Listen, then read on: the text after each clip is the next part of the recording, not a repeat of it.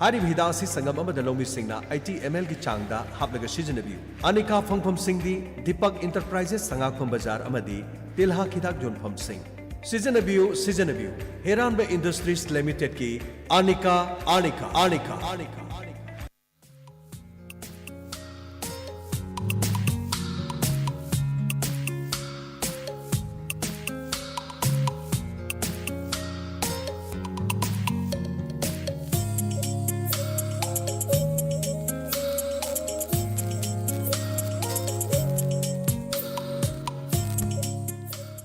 थौरम की मखा तारकपदा तामिनसी राशि फल अमदी मतम मतम की वाफम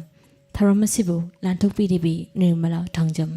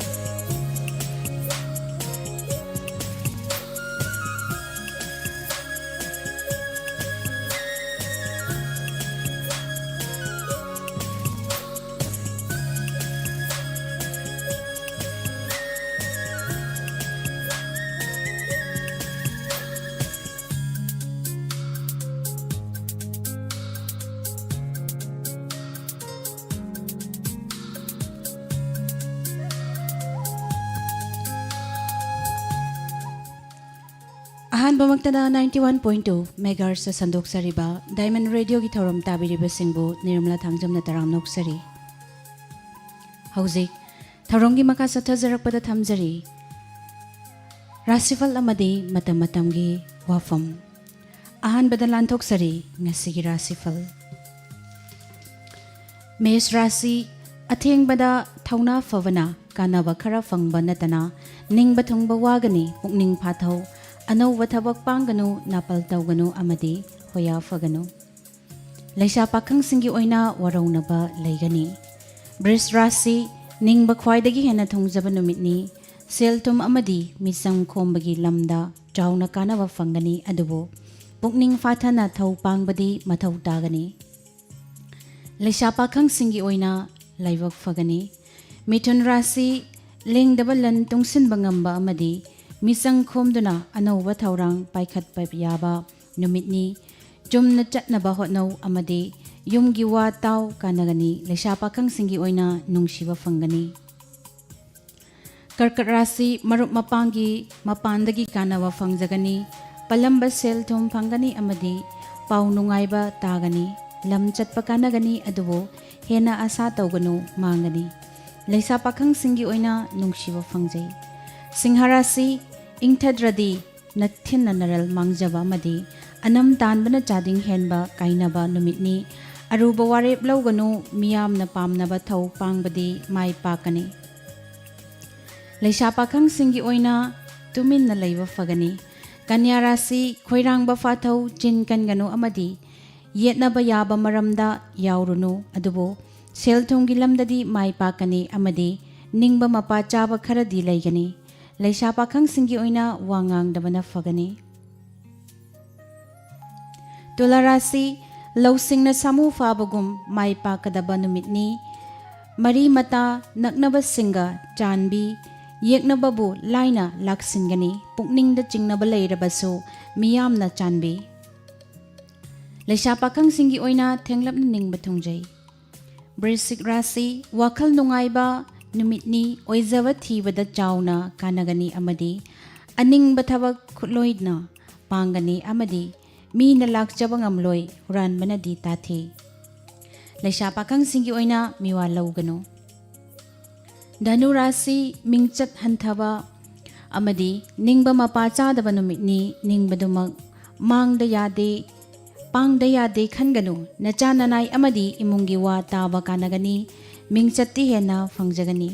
ꯂꯩꯁꯥ ꯄꯥꯈꯪꯁꯤꯡꯒꯤ ꯑꯣꯏꯅ ꯆꯔꯥꯡꯅꯒꯅꯨ ꯃꯥꯡꯖꯒꯅꯤ꯫ ꯃꯀꯔ ꯔꯥꯁꯤ ꯁꯦꯜ ꯊꯨꯝꯒꯤ ꯂꯝꯗ ꯑꯃꯗꯤ ꯃꯤꯆꯪ ꯈꯣꯝꯕꯒꯤ ꯂꯝꯗ ꯃꯥꯏ ꯄꯥꯛꯀꯅꯤ꯫ ꯑꯐꯕ ꯂꯥꯏꯔꯤꯛ ꯄꯥꯗꯨꯅ ꯂꯧꯁꯤꯡ ꯇꯥꯟꯁꯤꯟꯕ ꯌꯥꯒꯅꯤ꯫ ꯑꯐꯥ ꯑꯄꯨꯟꯒꯤ ꯂꯝꯗꯗꯤ ꯀꯥꯟꯅꯕ ꯋꯥꯠꯀꯅꯤ꯫ ꯂꯩꯁꯥ ꯄꯥꯈꯪꯁꯤꯡꯒꯤ ꯑꯣꯏꯅ ꯅꯤꯡꯕ ꯊꯨꯡꯖꯩ꯫ ꯀꯨꯝꯚ ꯔꯥꯁꯤ ꯃꯤꯄꯥꯏꯔꯝꯕ ꯀꯣꯛꯆꯔꯒꯅꯤ꯫ ꯃꯤꯆꯪ ꯈꯣꯝꯕ ꯌꯥꯔꯅꯤ ꯑꯃꯗꯤ ꯋꯥꯅꯣꯝ ꯊꯧꯅꯣꯝ ꯀꯥꯟꯅꯔꯅꯤ꯫ ꯑꯐꯕ ꯃꯔꯨꯞ ꯐꯪꯕ ꯌꯥꯏ꯫ ꯃꯤꯅ ꯏꯟꯁꯤꯟꯕꯗꯤ ꯂꯧꯒꯅꯨ꯫ ꯌꯦꯡꯊꯤꯕ ꯌꯥꯝꯅ ꯂꯩ꯫ ꯂꯩꯁꯥ ꯄꯥꯈꯪꯁꯤꯡꯒꯤ ꯑꯣꯏꯅ ꯅꯨꯡꯁꯤ ꯃꯔꯤ ꯐꯩ꯫ ꯑꯔꯣꯏꯕꯗ ꯃꯤꯅ ꯔꯥꯁꯤ ꯏꯆꯪ ꯊꯧꯕ ꯀꯥꯟꯅꯒꯅꯤ꯫ ꯃꯤꯅ ꯂꯥꯛꯆꯕ ꯉꯝꯂꯣꯏ ꯑꯃꯗꯤ ꯃꯤꯌꯥꯝꯒꯁꯨ ꯂꯣꯏꯅꯕꯗ ꯅꯨꯡꯉꯥꯏꯖꯕ ꯐꯪꯒꯅꯤ꯫ ꯃꯔꯝ ꯆꯥꯗꯅ ꯍꯣꯌꯥꯐꯕ ꯑꯃꯗꯤ ꯊꯧꯅꯥ ꯐꯨꯗꯣꯛꯄꯗꯤ ꯌꯥꯗꯦ꯫ ꯂꯩꯁꯥ ꯄꯥꯈꯪꯁꯤꯡꯒꯤ ꯑꯣꯏꯅ ꯅꯨꯡꯁꯤ ꯃꯔꯤ ꯐꯔꯅꯤ꯫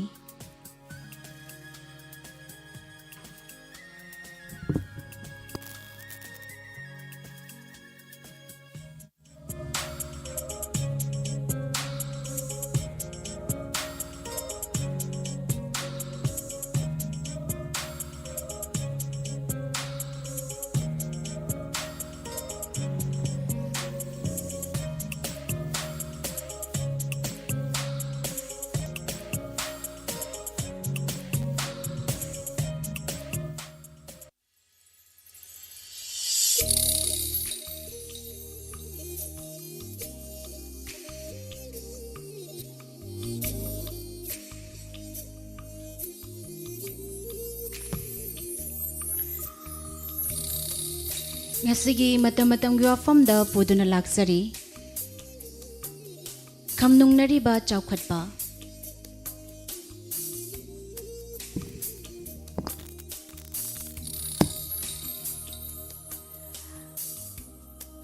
ꯃꯇꯝꯒꯤ ꯈꯣꯡꯖꯦꯜꯅ ꯂꯦꯞꯄ ꯂꯩꯇꯅ ꯆꯦꯟꯕꯅ ꯃꯤꯑꯣꯏꯕ ꯀꯧꯕ ꯈꯨꯟꯅꯥꯏꯅꯁꯨ ꯑꯇꯠ ꯑꯈꯝ ꯂꯩꯇꯅ ꯇꯥꯟꯅꯕꯅ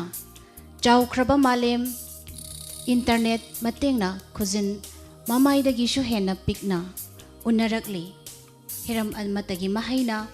ꯀꯅꯥꯅꯁꯨ ꯁꯤꯡꯊꯥꯗꯕꯒꯨꯝ ꯍꯤꯔꯝ ꯈꯨꯗꯤꯡꯃꯛ ꯍꯤꯗꯥꯅꯔꯤ꯫ ꯈꯣꯡꯖꯦꯜ ꯑꯁꯤꯒꯤ ꯇꯨꯔꯩꯗ ꯉꯝꯅꯃꯛ ꯄꯨꯟꯁꯤꯅ ꯀꯥꯎꯁꯤꯡꯒꯨꯝ ꯇꯧꯅꯔꯤ꯫ ꯆꯥꯎꯈꯠꯄ ꯍꯥꯏꯕꯁꯤꯒꯤ ꯋꯥꯍꯟꯕꯨ ꯌꯥꯝꯅ ꯁꯝꯅ ꯃꯤꯑꯣꯏꯕ ꯀꯧꯕ ꯈꯨꯟꯅꯥꯏꯅ ꯈ꯭ꯋꯥꯏꯗꯒꯤ ꯃꯀꯣꯛꯇ ꯂꯩꯗꯨꯅ ꯃꯉꯣꯟꯗꯒꯤ ꯑꯍꯦꯟꯕ ꯂꯩꯇꯕꯕꯨꯅꯤ ꯂꯧꯅꯗꯨꯅ ꯗꯦꯃꯣꯀ꯭ꯔꯦꯁꯤ, ꯒ꯭ꯂꯣꯕꯦꯂꯥꯏꯖꯦꯁꯟ, आर्टिफिशियल इंटेलिजेंस इरा,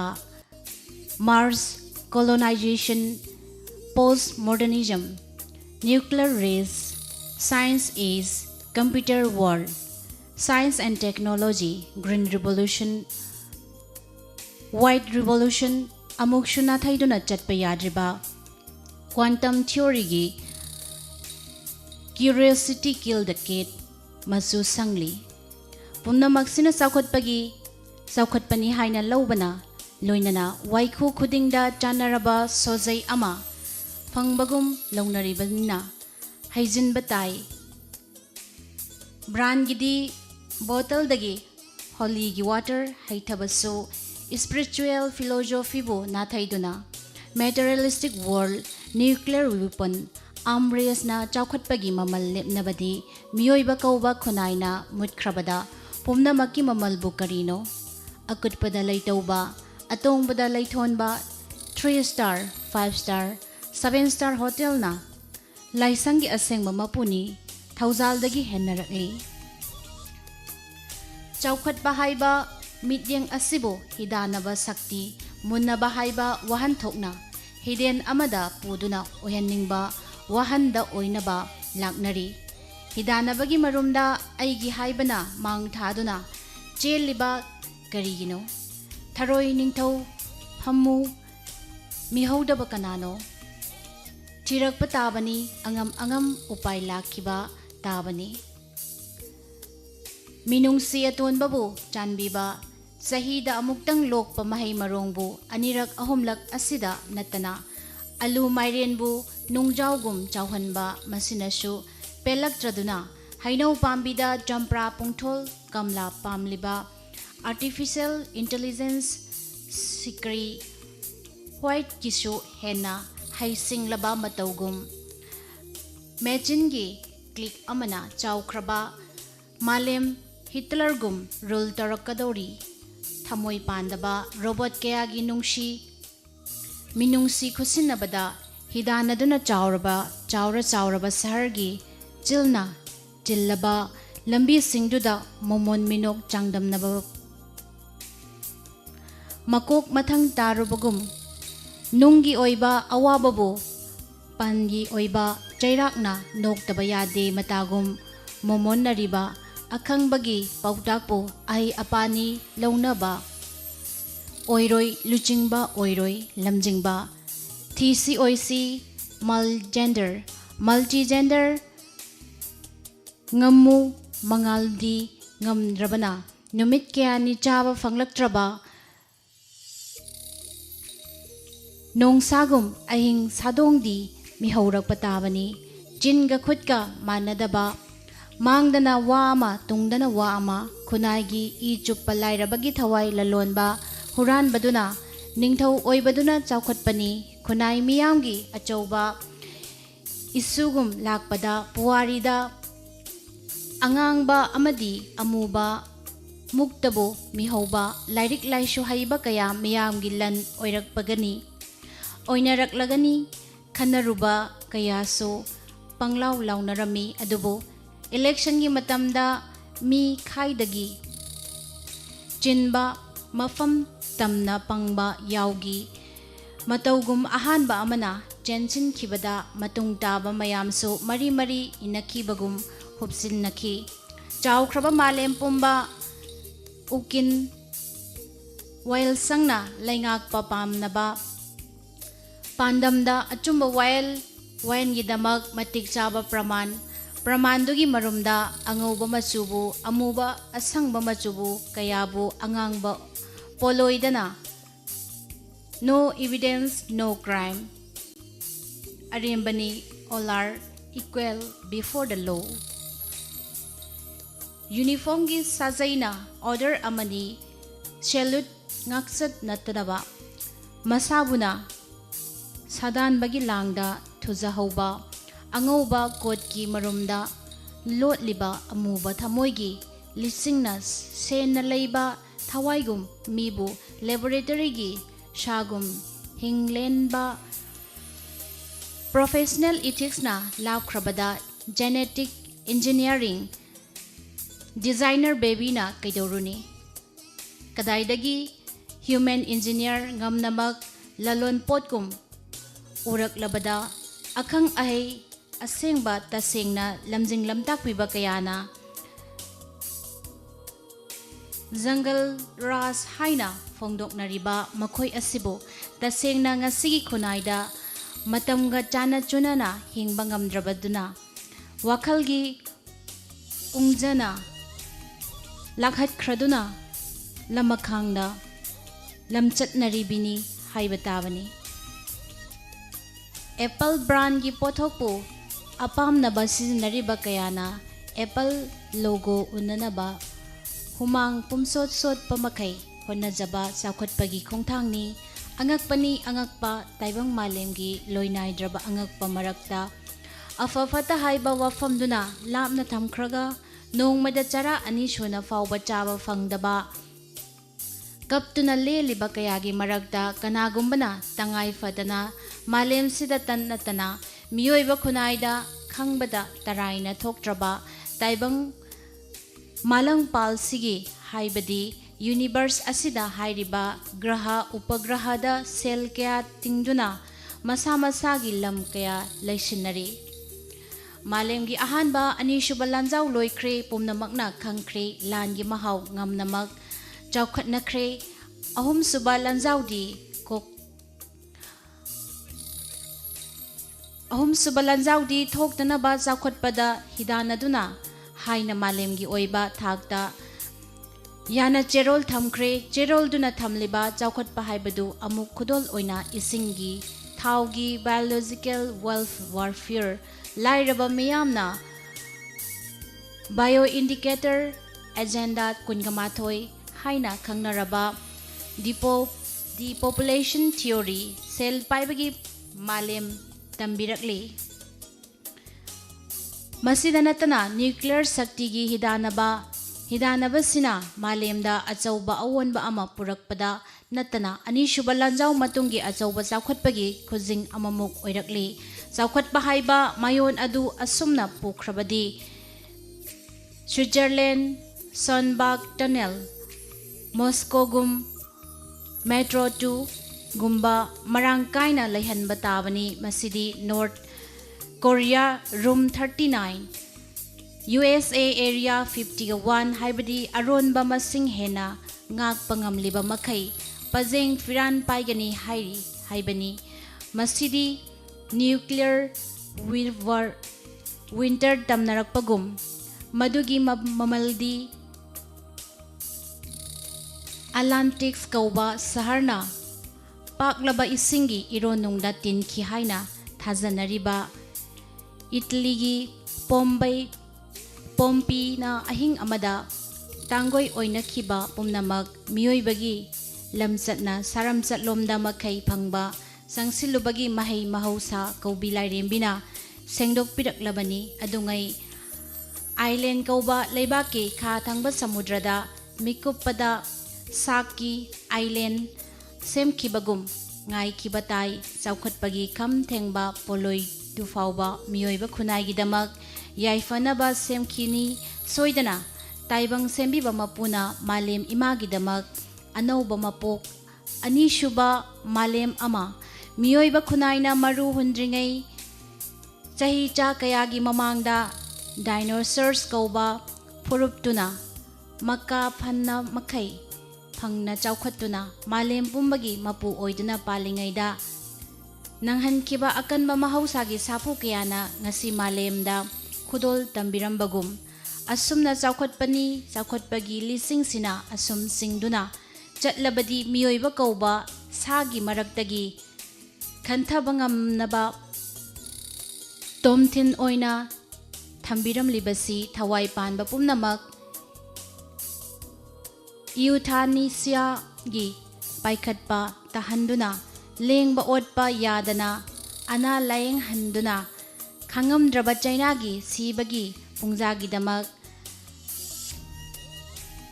एस्थेटिकल सुइसाइड ना अरोइबसिन वारोइसिन पिननबनी चावखटपा खुदिंगमकना अतमनना ओइना ग्रेट फिल्टर अमगी मसक लौरक्तुना बैलेंसिंग एक सेमलकनबा मियोइबा अखोइगी लाइनिंग लोन हौरक लोनना मयेक सेंगना ताक्सबा खुनाई फुरुक तोंगाना खेनबा मियोइबा कौबा अखोइगी सादोंदा थवाई माना काइदोंबना सक्चुदा नतना फुरुक तोंगानबा मल्लबसु हौफम सातफम तिनफमदि अमतनी असिगुमलबा वाखल लिचिंग असिदगी सेमलकपा सोशियो फेक हाइबदी खुनाईगी चटना थौरम अमदी साजत लिसत कयाना पोकलक सेमलकपना सगोल तोंगबा ममांगदा नेट पाहाइबदुददी कपलगनी मसागी युम खुदिंगमक चुमना सेंगलबा निंगथिबा हक खोतुना लैतेंगलबा लाइसंगुम खन्नबा लैमनिंगथौ कोनगी पोसक मिसक खुदिंगमक पुना सना ओइना लौनबा लाइरबा अतोनबबुना कैखा पोंदा सा हाइबा विगानिजम हाइबदी सा ngaदगी फंगबा सादोंग दतनतना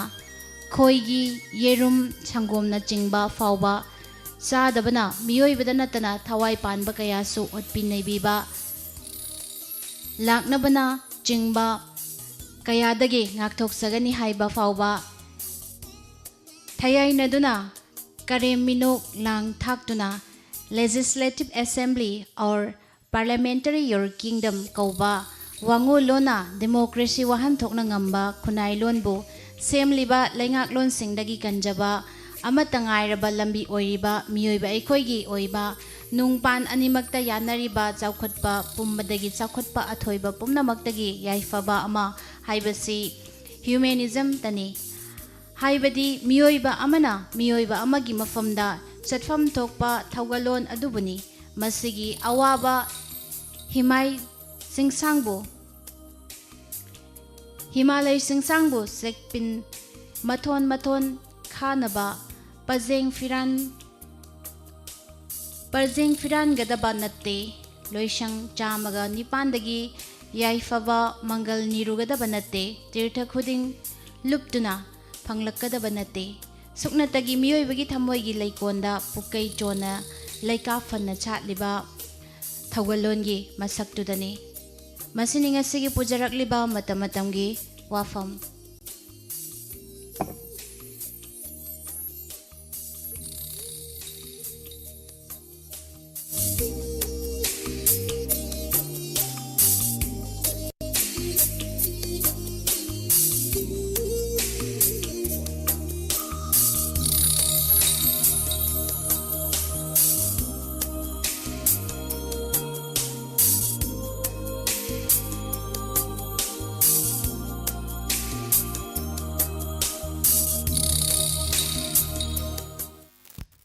ꯍꯧꯖꯤꯛ ꯇꯥꯕꯤꯈ꯭ꯔꯦ ꯉꯁꯤꯒꯤ ꯔꯥꯁꯤ ꯐꯜ ꯑꯃꯗꯤ ꯃꯇꯝ ꯃꯇꯝꯒꯤ ꯋꯥꯐꯝ ꯊꯧꯔꯝ ꯑꯁꯤꯕꯨ ꯂꯥꯟꯊꯣꯛꯄꯤꯈꯤꯕꯤ ꯅꯤꯔꯃꯂꯥ ꯊꯥꯡꯖꯝ ꯊꯧꯔꯝ ꯁꯟꯗꯣꯛꯇꯨꯅ ꯇꯥꯍꯟꯖꯔꯤꯕ ꯑꯁꯤ 91.2 ꯃꯦꯒꯥꯍꯔꯠꯖꯇ ꯁꯟꯗꯣꯛꯆꯔꯤꯕ ꯗꯥꯏꯃꯟ ꯔꯦꯗꯤꯑꯣꯒꯤ